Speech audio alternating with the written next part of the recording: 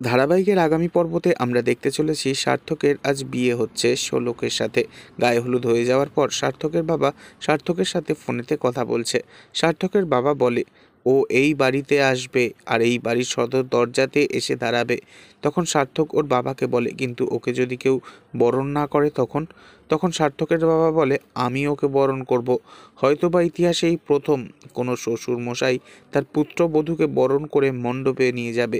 এ কথা শুনে খুবই খুশি হয় সার্থক। এরপর সার্থক ফোন রেখে দিয়ে হাসি মুখে বিয়ের মণ্ডপে দাঁড়িয়ে থাকলে ঠিক তখনই সব ছেলেরা মিলে শোলককে বিয়ের পিঁড়িতে করে জাগিয়ে নিয়ে এসে রাখে সার্থকের মুখের সামনে। আর বিয়ে বাড়িতে উপস্থিত সকলেই এই দৃশ্য দেখে খুবই খুশি হয়। ঠিক তখনই হঠাৎ পতিত পাবন বিয়ে বাড়িতে এসে উপস্থিত হয় আর সার্থকের সামনে মুখে পান পাতা নিয়ে শোলককে থাকতে দেখে অসম্ভব রেগে গিয়ে বাধা দেওয়ার সিদ্ধান্ত নেয় সে। তবে কি হবে শেষ পর্যন্ত? সার্থক কি পারবে পতিত পাবনের বাধা উপেক্ষা করে এই বিয়েটাকে সম্পন্ন করতে?